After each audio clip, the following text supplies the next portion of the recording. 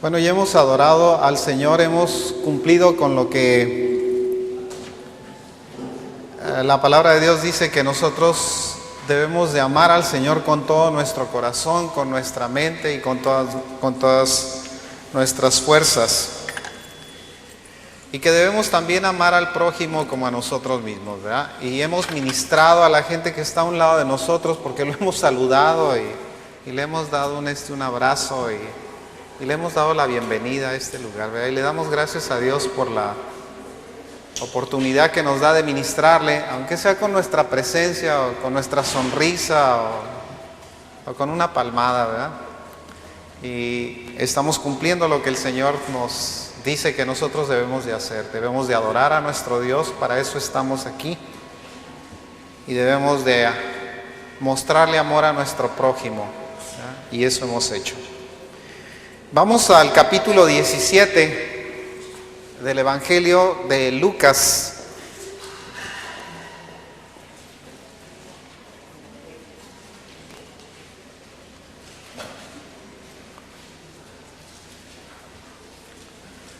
Del versículo 26 en adelante dice la palabra de Dios: como fue en los días de Noé, así también será en los días del Hijo del Hombre. Comían, bebían, se casaban y se daban en casamiento hasta el día que entró Noé en el arca y vino el diluvio y los destruyó a todos. Asimismo, como sucedió en los días de Lot, comían, bebían, compraban, vendían, plantaban, edificaban. Mas el día en que Lot salió de Sodoma, llovió del cielo fuego y azufre y los destruyó a todos. Así será el día en que el Hijo del Hombre se manifieste. Gracias te damos, bendito Dios, por tu palabra. Gracias te damos, Señor, porque podemos estar aquí, Señor, alabando tu nombre y adorándote, Señor, y bendiciéndote.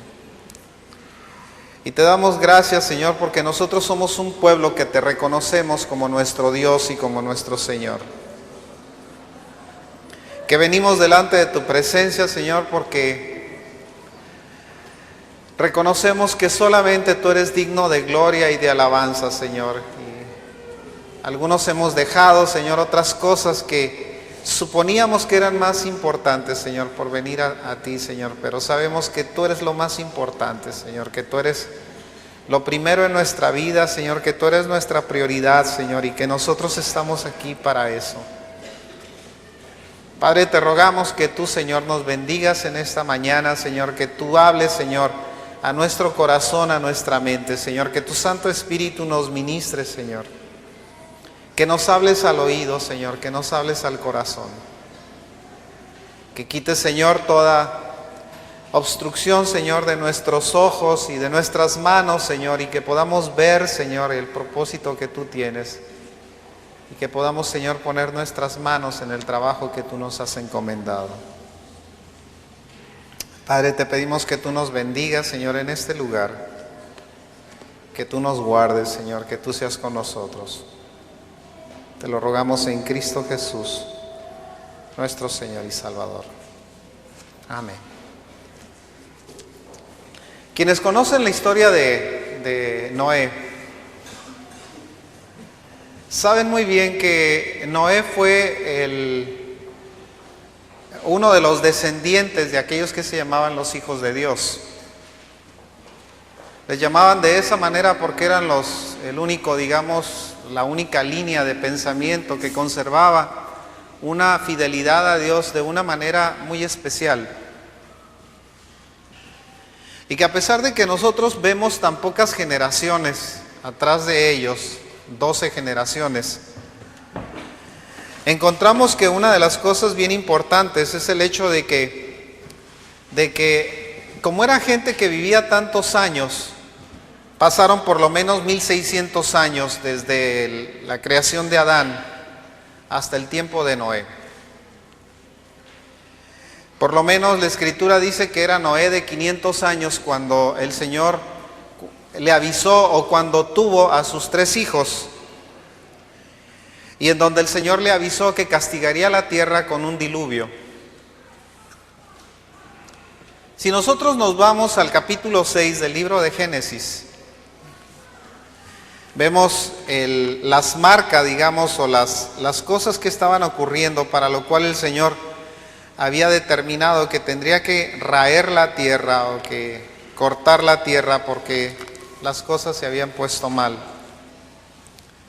Empezando en el versículo 1 dice: aconteció que cuando comenzaron los hombres a multiplicarse sobre la faz de la tierra, y les nacieron hijas, y viendo los hijos de Dios que las hijas de los hombres eran hermosas, tomaron para sí mujeres, escogiendo entre todas.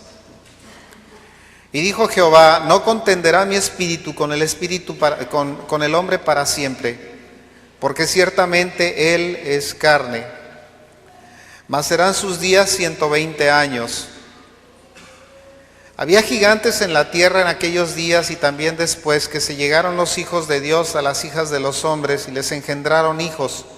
Estos fueron los valientes, que desde la antigüedad fueron varones de renombre.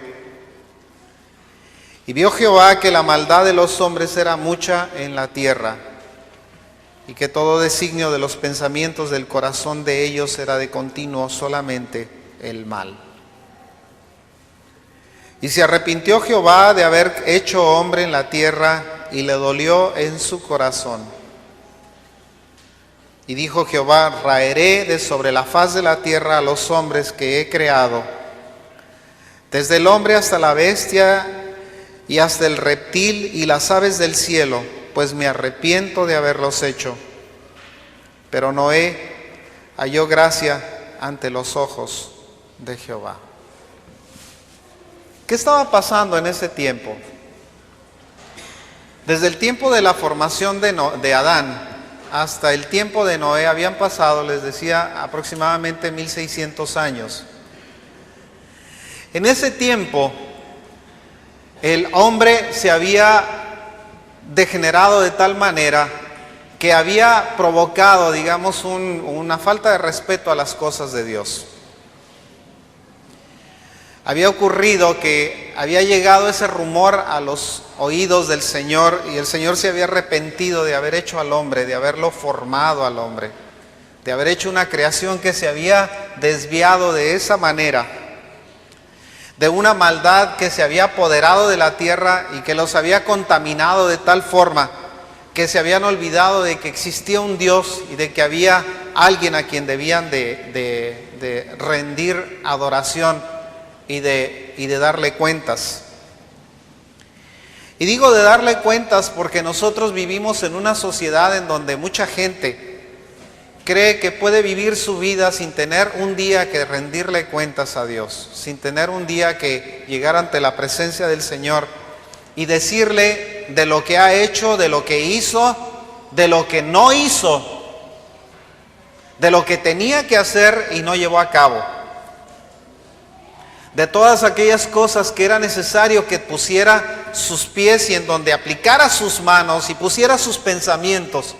De todo eso se habían olvidado.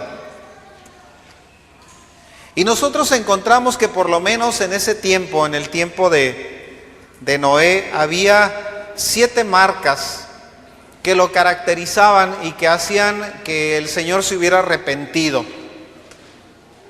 Y piensa en ellas como de una manera actual. Lo que estaba ocurriendo en aquel tiempo está ocurriendo en la actualidad. Y lo que colmó la paciencia del Señor en aquel tiempo va a colmar la paciencia del Señor en este tiempo también. Porque de alguna manera el Señor nos avisa, como en los tiempos de Noé, nos dice el Señor Jesús, que se casaban y que se daban en matrimonio. Así será, dice, la venida del Hijo del Hombre. Estarán en las mismas condiciones. La gente seguirá su curso normal.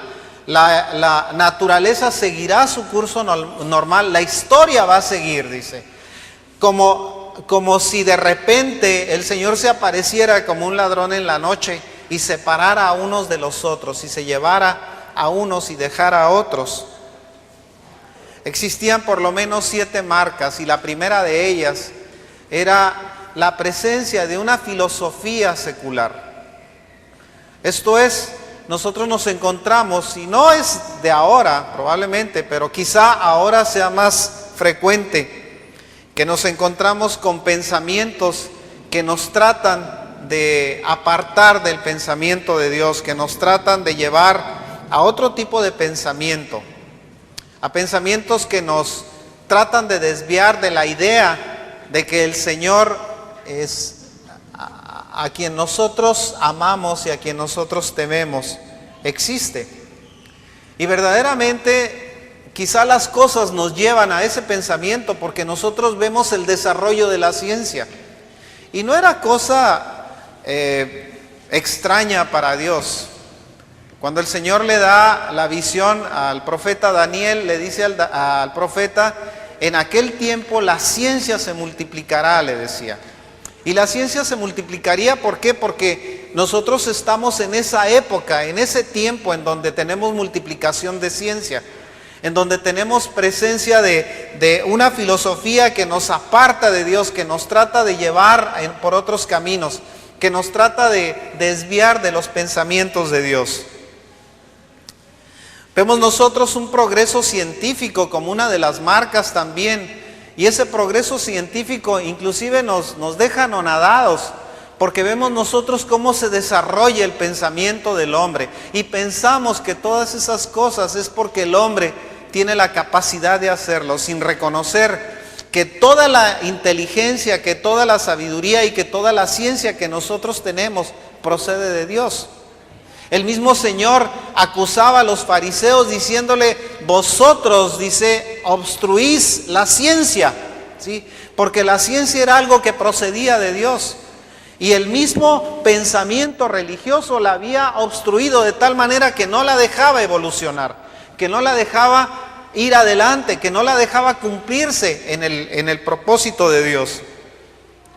Vemos nosotros que esos pensamientos actualmente encontramos que esa ciencia se está multiplicando de tal manera que nos asombra, ¿sí? De tal manera que nos asombra porque nosotros podemos ver que actualmente la ciencia se duplica cada 2 años. Todo el conocimiento del mundo a los 2 años ya es la mitad, ¿sí? Ya corresponde a la mitad de ese pensamiento. Todo lo que se sabe ahorita, todo lo que se conoce ahorita, dentro de 2 años, esto que se conoce ahorita, que es todo, dentro de 2 años va a representar nada más la mitad de ese conocimiento. La ciencia va avanzando de una manera muy rápida, ¿sí? Se está cumpliendo la profecía del profeta Daniel, en donde decía que la ciencia avanzaría. Si ustedes lo pueden consultar, está en Daniel 12:4. Vemos nosotros también con asombro, nos acaban de dar la noticia que clonaron a un ser humano. Y me preguntaban a mí: ¿qué te parece esto de la clonación de un ser humano? Y les decía: a mí me parece que es inmoral. ¿Sí? Me parece que es inmoral porque el hombre se está asumiendo derechos que no le corresponden. No voy a discutir si lo que están haciendo es bueno o es malo. Probablemente al principio empieza la gente pensando que nosotros podemos clonar una gente, podemos nosotros crear a un ser humano, hacer un ser humano, ponerle los ojos que queramos, el pelo que nos gusta, ponerle condiciones genéticas que nosotros podemos determinar, porque la ciencia está aumentando de esa manera.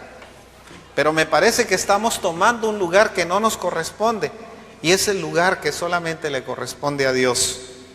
La determinación del ser humano solamente le corresponde a Dios, porque solamente Dios es creador de todas las cosas.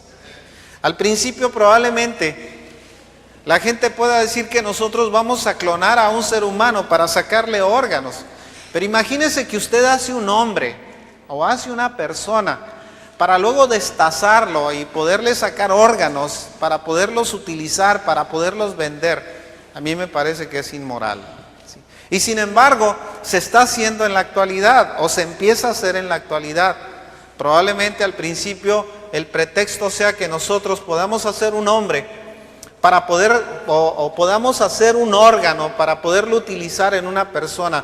Pero ¿cuál es la diferencia entre hacer eso y llegar a crear a un ser humano? Sí. Estamos nosotros como en la historia de Frankenstein, ¿verdad? Queriendo crear vida de algo en donde no la hay. Vemos nosotros que en la actualidad existen plagas sexuales terribles, ¿sí? Vemos nosotros por satélite, digamos, la transmisión de programas de televisión que son programas de 3X, digamos, o programas de promiscuidad, o programas de prostitución. Vemos a la homosexualidad como algo normal ya y aceptado dentro de nuestra sociedad. Como si durante por lo menos 2000 años esto hubiera sido, a pesar de que se reconocía la existencia de la homosexualidad, del afeminamiento, se reconocía la existencia de estas cosas, no se aceptaba públicamente o socialmente, no era aceptado. Y actualmente tenemos nosotros a los homosexuales manifestándose, a las lesbianas manifestándose, apoyándose en el hecho de que lo que les pasa o lo que sufren es un problema genético. Y esta es una cosa muy falsa. Nosotros somos lo que deseamos ser, nosotros somos lo que queremos ser, nuestro comportamiento en lo moral es lo que nosotros determinamos ser. Usted es un ladrón, si lo es porque usted decidió serlo. Si usted es un homosexual, lo es porque usted decidió serlo, no porque ningún gen le apoye para que usted lo sea. No traemos un gen de robo y no traemos un gen de adulterio, no traemos un gen de homosexualidad. Lo que somos es el resultado de lo que nosotros hemos decidido ser y de lo que nosotros hemos condicionado como moral en nuestra vida. Vemos nosotros al hombre teniendo relaciones con animales. Es una degeneración sexual que se veía dentro del tiempo de Noé y a lo que llegó, digamos, a los ojos de Dios, y le disgustó estar viendo todas estas cosas, le molestó estar viendo todo aquello. Vemos nosotros también en la televisión continuamente, no solamente eso, sino también la promoción de programas de ocultismo. Háblenos y nosotros le vamos a decir qué le va a pasar mañana. Háblenos y nosotros le vamos a decir qué números tomar para que usted pueda sacarse la lotería. ¿Cuál es su color favorito? ¿Cuál es el color que le favorece? ¿Cuál es el número que le favorece? Háblenos y nosotros le vamos a decir. Lo estamos viendo nosotros en la televisión. Lo estamos viendo en la promoción de la gente. Y esto resulta ser inmoral. Desde hace muchos años se ha prohibido la promulgación o la predicación del evangelio en la radio, pero no tienen empacho las autoridades en darle oportunidad a que un mago se ponga a decir el horóscopo, que también es una cuestión religiosa. Pero la gente no lo entiende de esa manera. Se les hace natural porque probablemente en la costumbre a nosotros se nos hagan las cosas que parecen por costumbre normales, que sean normales y no lo son. ¿Sí? Estamos nosotros viviendo en una época en donde a la gente le parece normal el consultar su horóscopo para poder ver qué va a hacer ese día, si se viste, si se peina, si se rasura, si se baña. Tenemos nosotros también justificación de la maldad en este tiempo. Y esa era una cosa que estaba ocurriendo en el tiempo de Noé. La poligamia había sido una cuestión que se había establecido desde algunos años antes o algunos siglos antes. En Génesis 4:19 encontramos nosotros al primer hombre que empieza a practicar la poligamia. No era así como Dios lo había dispuesto. Sin embargo, como se habían salido del camino de Dios, les daba lo mismo tener una mujer que tener 2, que tener 10. Y después se convirtió en una costumbre, y una costumbre que les resultaba muy fácil a la gente practicar. Esto era algo que al Señor le había traído también y que al Señor le había molestado sobremanera. El hecho de que se hubiera olvidado de que el hombre fue hecho al principio varón y hembra, ¿sí? No fue el hombre con muchas mujeres, fue el hombre hecho con una sola mujer, porque el Señor determinó que esa sería su compañera. Sin embargo, lo encontramos 4 o 5 generaciones después a un hombre, Lamec, teniendo 2 mujeres. Y le resultaba a Lamec, dice en el versículo 19, y Lamec tomó para sí 2 mujeres. El nombre de una fue Ada y el nombre de la otra Sila. Hasta ese tiempo no había habido problemas en la relación del hombre con la mujer, pero llegamos a un momento en donde a alguien se le hace normal tomarse para sí 2 mujeres porque no se conformaba con una. Tenía que tener 2 porque el hombre siempre quiere tener más que el otro, siempre pretende tener más que el que esté enseguida. Si tú tienes una mujer, yo quiero 2, y si tienes 2, yo quiero 3. Si tú tienes un carro, yo quiero 2 carros, y si tienes una casa, yo quiero 10. Y queremos más y más y más de lo que el de enseguida tiene, como si entráramos en una competencia de posesión. Hace un tiempo un científico, fíjese, protector de lo que se llama el Departamento de Protección del Ambiente o el Departamento de Protección de Animales o de la naturaleza, digamos, declaró que la vida de un recién nacido es menos valiosa que la de un cerdo o que la de una ave. Decía esto porque estaba tratando de justificar el hecho de que nosotros pudiéramos tener el derecho de matar a un feto o de matar a un recién nacido sin que hubiera carga para nuestra conciencia. Hay zonas en donde se protege la naturaleza y es más costoso para usted el quitarle la vida a un ave que el quitarle la vida a un semejante. Le cuesta más tiempo de cárcel, le cobran más caras las multas si lo hace. ¿Por qué? Porque estamos nosotros viviendo en una época en donde a la gente se le hace más importante cualquier cosa que la vida de un semejante. La maldad, decía, se había multiplicado. En Lucas 17, que habíamos nosotros leído, el Señor nos está diciendo que se casaban y que se daban en matrimonio y que comían y que construían y que levantaban y que hacían todo lo que nosotros hacemos ahora, hasta que vino sobre ellos la destrucción. Por eso nosotros debemos de estar preparados. El libro de Romanos habla claramente de lo que era el principio de aquellas cosas. En la carta a los Romanos, el capítulo 1,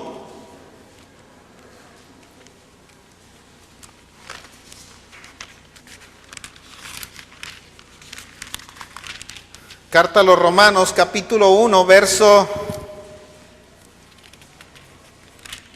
27. Dice, y de igual modo también los hombres, dejando el uso natural de la mujer, se encendieron en su lascivia unos con otros, cometiendo hechos vergonzosos, hombres con hombres, y recibiendo en sí mismos la retribución debida a su extravío. Pero en el verso 26 ya se veía también esto que ocurría con las mujeres. Por esto Dios los entregó a pasiones vergonzosas, pues aún sus mujeres cambiaron el uso natural por el que es contra naturaleza. Empezaron a haber problemas sexuales entre ellos, empezaron a haber problemas de relación entre ellos. Y esos problemas de relación los habían llevado a olvidarse de Dios, a no considerar que tenían que darle cuentas al Señor de alguna manera. El verso 24 dice, por lo cual Dios también los entregó a la inmundicia en las concupiscencias o en los deseos de sus corazones, de modo que deshonraron entre sí sus propios cuerpos, ya que cambiaron la verdad de Dios por la mentira, honrando y dando culto a las criaturas antes que al Creador, el cual es bendito por los siglos. Amén. ¿Por qué? Porque nosotros estamos viendo eso también en la actualidad. 1.250 millones de musulmanes piensan que es inmoral ser un adúltero, pero pueden tener más de 2 mujeres, o más de una mujer, le vamos a poner de esa manera. Eso no es inmoral, pero sí piensan que el adulterio es inmoral. Y acusan al occidente de que el adulterio es inmoral, de que el occidente promueve el adulterio. Pero ellos tienen 2 o 3 mujeres y eso no es inmoral. Porque piensan que el que está equivocado piensa que lo que el otro hace es lo que está mal y no lo que él está haciendo. Y nosotros debemos de basarnos en la Escritura para saber cuál es nuestra moral o cuál es la moral que debemos de seguir. De ninguna manera se justifica el pecado por el Señor. No se justifica el pecado. No encontramos nosotros justificaciones al pecado de ninguna manera en la Escritura. Al contrario, la Escritura nos declara lo que es pecado. Sabemos muy bien lo que es pecado. Reconocemos lo que es pecado. Si lo hacemos, estamos en contra de este libro. Por eso mucha gente lo destierra, se deshace de él. La otra vez le decía a una gente, ¿por qué es tan fácil que una gente, o por qué es tan difícil que una gente se entregue a Cristo? ¿Por qué le cuesta tanto trabajo a la gente decir sí quiero ser cristiano, sí deseo seguir en el camino de Cristo? Porque es muy fácil cuando nosotros aplicamos la religión a nuestra vida, hacer nuestra vida como se nos antoje y pensamos que con un acto religioso nosotros ya podemos estar justificados delante de Dios. Y tal cosa no es cierta. No os engañéis, dice la Escritura, Dios no puede ser burlado, ¿sí? Por eso el cristianismo lo que hace es enfrentar a la gente con Dios.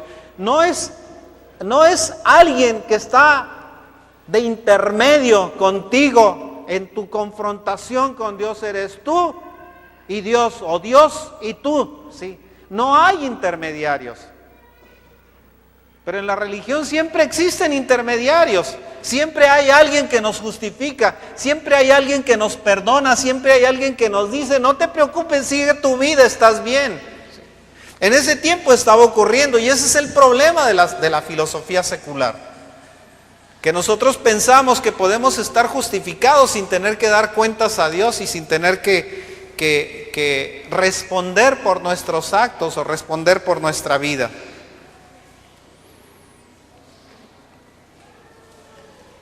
En ese tiempo también había prosperidad egoísta. Se habían olvidado de que tenían que compartir o que tenían que vivir una vida en donde se daban los unos a los otros. Si usted va al libro de Ezequiel, capítulo 16, versículo 49, dice: he aquí que esta fue la maldad de Sodoma tu hermana, soberbia, saciedad de pan y abundancia de ociosidad tuvieron ella y sus hijas, y no fortaleció la mano del afligido y del menesteroso. Y se llenaron de soberbia e hicieron abominación delante de mí, y cuando lo vi, las quité.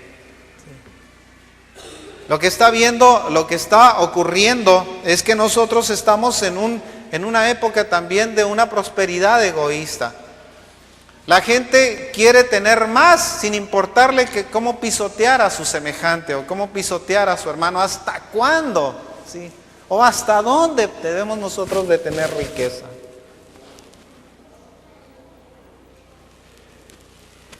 Cuando alguien se murió, les platicaba, ya se los he dicho, pero se lo voy a repetir para que se acuerde. ¿Sí? Se murió un millonario. Y llegaron los de la herencia y dijeron, ¿cuánto dejó? Y alguien respondió, lo dejó todo. No nos llevamos nada. Cuando usted se muera, o cuando nosotros tengamos que estar, o cuando yo me muera, yo lo voy a dejar todo, ¿sí? No me llevo nada. Nada me voy a llevar, porque nada traje a este mundo y nada le voy a sacar a este mundo, ¿sí? Cuando me vaya, me voy a ir como llegué, ¿sí? Exactamente, sin nada, o con nada le voy a llamar, ¿sí? Como si la nada fuera algo. Durante el tiempo de Noé hubo días de una predicación solemne, ¿sí? Cada que le pegaba un martillazo Noé al arca que estaba haciendo, les estaba predicando: viene un juicio en contra de este mundo, prepárense. La gente no le interesaba el juicio que venía sobre él, lo declaraban que estaba loco. Nosotros vemos la predicación del evangelio diciendo: prepárense a la gente, y la gente dice: estás loco. ¿Cuántos años tiene el Señor diciendo que va a venir y no ha venido? Y ya estaba previsto. Puede usted irse a la segunda carta de Pedro y encontrarlo. Dice, como aquellos burladores que decían: tanto tiempo están ustedes diciendo que va a venir el Señor Jesús y no ha venido. Y yo he oído esas palabras. Ustedes han predicado o están predicando que Jesucristo va a regresar y no ha regresado. Tienen 2000 años diciendo que va a regresar y no ha regresado. El día del Señor vendrá. Y eso es una realidad. Por eso nosotros lo creemos por fe, no porque nos haya ocurrido, que nosotros lo hayamos visto ya acontecer. Porque sería una experiencia entonces. Por eso el Señor decía: vuestra fe es más preciosa que el oro, ¿sí? Que se prueba con fuego, y que nosotros reconocemos cuando esa fe que está siendo probada por fuego, nosotros la vemos mantenerse firme. Eso es lo que aprecia el Señor, y eso es lo que al Señor le gusta de nosotros, ¿sí? Solemnemente les estaba hablando el Señor con el trabajo que estaba haciendo Noé en la construcción del arca. Si nosotros vamos a Mateo 24, verso 14, dice: y será predicado este evangelio del reino en todo el mundo para testimonio de todas las naciones, y entonces vendrá el fin. Que va a venir un fin. Las cosas no se pueden quedar aquí así. No podemos nosotros estar esperando que el Señor se cruce de brazos y que espere que nosotros podamos hacer de este mundo lo que se nos antoje. ¿Cuánto tiempo nos queda? No lo sé. No lo sé. Pero sí estoy seguro que la venida del Señor está cerca. ¿Sí? Está cerca la venida del Señor, y debemos nosotros de estar advertidos de que la venida del Señor está cerca, ¿sí? El Señor les advirtió en los tiempos de Noé a quienes estaban. Segunda de Pedro 3:5 dice,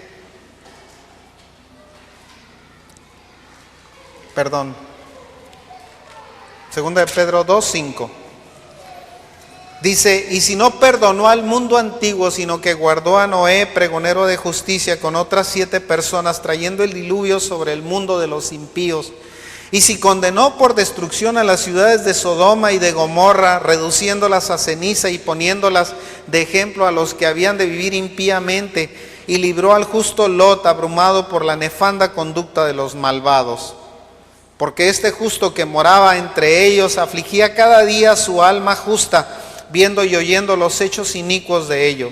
Sabe el Señor librar de tentación a los piadosos y reservar a los injustos para ser castigados en el día del juicio. Y mayormente aquellos que siguiendo la carne andan en concupiscencia e inmundicia y desprecian el señorío. Atrevidos y contumaces no temen decir mal de las potestades superiores, mientras que los ángeles, que son mayores en fuerza y en potencia, no pronuncian juicio de maldición contra ellas delante del Señor.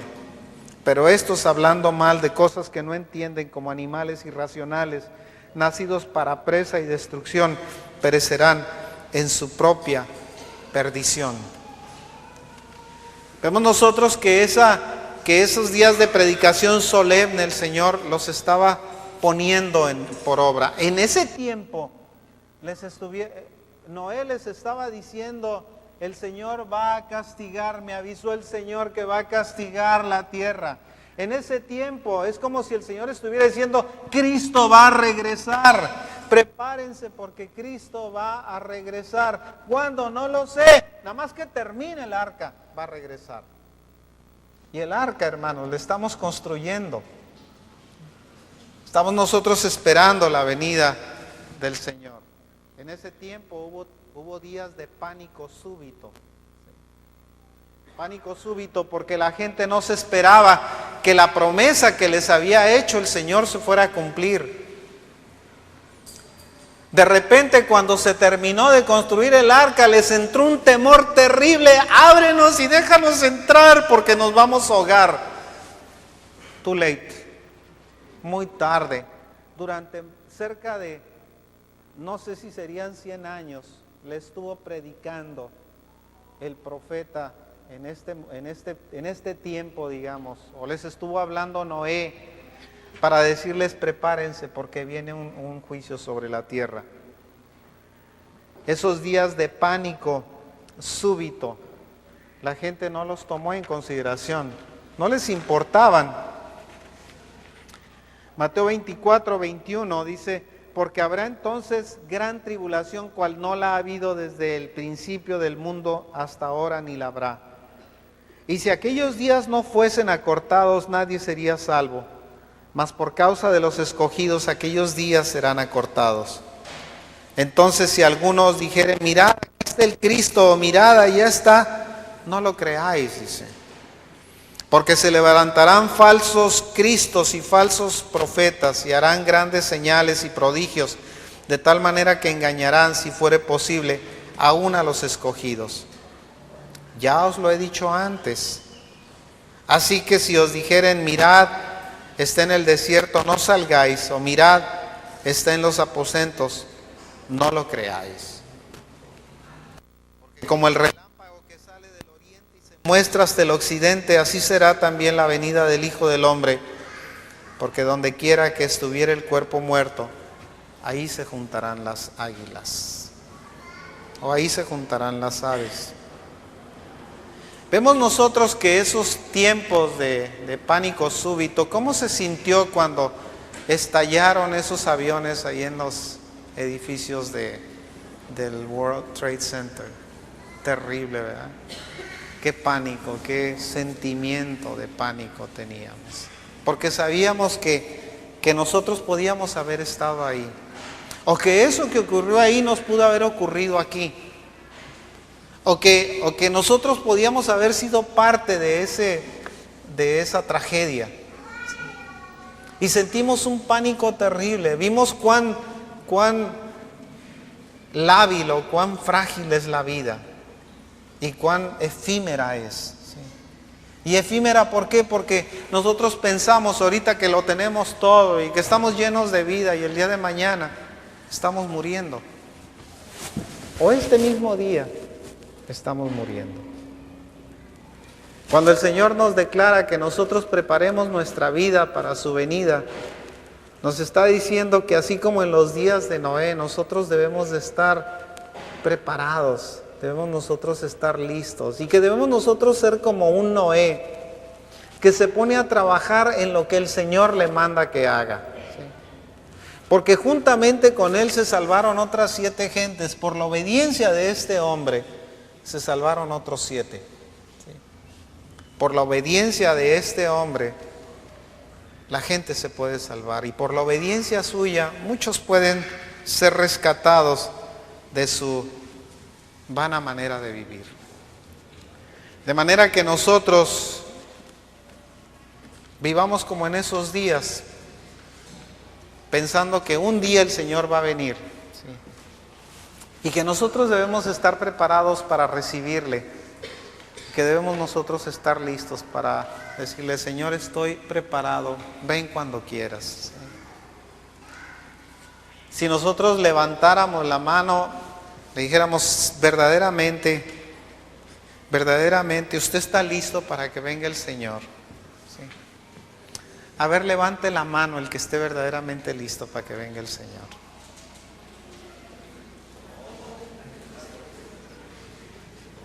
Levántela bien para que lo vea. ¿Y los demás no están listos? ¿Por qué? ¿Por qué no estamos listos? Nosotros debiéramos de tener la conciencia, fíjese, el pensamiento o la idea de que si nosotros somos creyentes, de que si nosotros tenemos a Cristo en nuestro corazón, estamos listos. Esa es su condición. ¿Me oyó? Es su condición. Usted es salvo por gracia.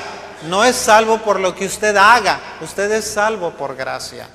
Nosotros tenemos la salvación porque el Señor nos la dio.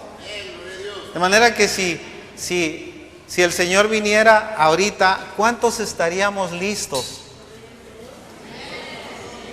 Todos los que somos creyentes estamos listos. Con toda certeza. Lo que pasa es que nosotros debemos de estar apercibidos del tiempo. Si nosotros estamos apercibidos del tiempo, nosotros no nos sorprende lo que está pasando. No debiera de sorprendernos. Debiéramos nosotros decir: Señor, se está cumpliendo tu promesa. Señor, se está cumpliendo tu palabra. Señor, el día de tu venida está más cerca. Lo reconozco, lo sé y estoy listo. ¿Sí? Ahora, si nosotros pensáramos en función de lo que hacemos y pensáramos en función de nuestras obras, ninguno de nosotros estamos listos. No estamos listos. Para la venida del Señor no estamos listos. En función de nuestras obras, pero en función de nuestra fe, ven, Señor Jesús. Sí. Esa debiera ser nuestro clamor, digamos. Ven, Señor Jesús, yo estoy listo, Señor, ven cuando quieras. ¿Sí? No tengo nada más que hacer, nada más seguir haciendo lo que estoy haciendo. Ven, Señor Jesús, cuando tú quieras, ven, Señor Jesús. ¿Sí? De manera que vamos a ponernos de pie, ¿sí? Y vamos a darle gracias al Señor. Si usted es la primera vez que viene, ¿sí? Si usted es la primera vez que viene y desea recibir al Señor en su corazón, haga una oración conmigo, ¿sí? No se pare y no me diga quién es. Al final, si usted quiere pasar con Ernesto a decirle que hizo la oración de fe, lo puede hacer, ¿sí? Y le conviene porque le van a dar algunas cosas. Pero haga una oración conmigo, ¿sí? Acompáñeme en esta oración. Señor Jesús, yo te doy gracias por mi vida. Te doy gracias, Señor, porque por ti, Señor, yo he venido a este lugar. Te doy gracias, Padre Celestial, porque yo sé que en ti, Señor, yo tengo salvación. Y porque tú, Señor, has muerto por mí. Yo creo que tú moriste en la cruz por mí. Y esa muerte yo la tomo como para mí mismo. Te entrego mi vida. Te abro las puertas de mi corazón y te recibo como mi Señor y como mi Salvador. Y te doy gracias porque mi nombre ha sido escrito en el libro de la vida del Cordero. Padre, te pido que me bendigas y que me cuides, Señor. Y que me sostengas, que me mantengas junto a ti. Te doy gracias en Cristo Jesús. Amén. De los demás vamos a ser despedidos, ¿sí? Se les hizo raro, ¿verdad?, que lo hiciera de esa manera. Y le voy a decir por qué lo hice de esa manera. ¿Sí? Lo hice de esa manera porque no quiero forzar a la gente a que tome una decisión. Y quiero que la gente ni siquiera se identifique con los demás. Si usted vino aquí es porque usted tenía una necesidad. Y yo quiero ser sensible a esa necesidad. Si usted vino aquí, usted lo que necesita es a Cristo.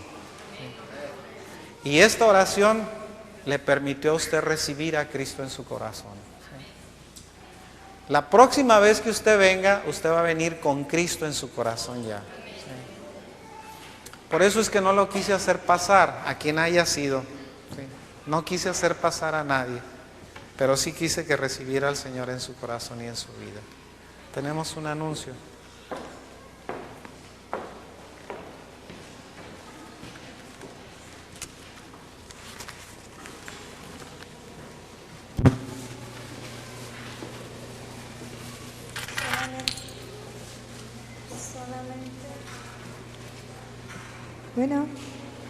Bueno, solamente se le cita al grupo de alabanza y de danza, jóvenes y señoras, al final ahorita, lo más rápido posible para poderse retirar pronto.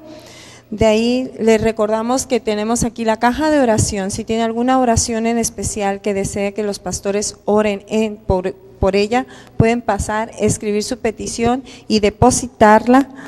Y la última es esta: vamos llevándonos este pensamiento en nuestra mente para que la semana entrante todos cumplamos con él.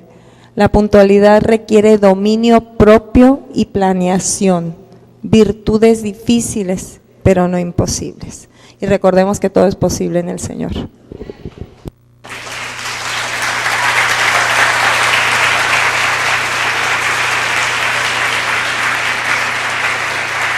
Vamos a orar, hermanos. Sí, vamos a orar. Gracias, bendito Dios, te damos por este día, Señor, te damos gracias. Te damos gracias, Padre, por esta congregación, Señor, por esta reunión, porque hemos estado contigo, Señor, porque, Señor, tú has estado con nosotros y porque, Señor, nos hemos reunido, Señor, para adorarte y para ministrarnos los unos a los otros. Te pedimos, mi Señor, que tú nos acompañes, que nos guardes, Señor, que nos bendigas. Que seas con nosotros, Señor, en nuestros días y en nuestras noches. Padre, bendice nuestro trabajo y nuestro descanso, Señor. Bendice nuestra casa. Bendice, Señor, a nuestros familiares. Bendice, Padre Celestial, a toda persona con la que tengamos alguna relación. Te pedimos, Señor, que tu gracia, Señor, tu paz y tu amor sean con nosotros. En Cristo Jesús te lo pedimos. Amén. Amén. Que Dios les bendiga, hermanos. Salúdense. Dense un abrazo. El Señor les bendiga.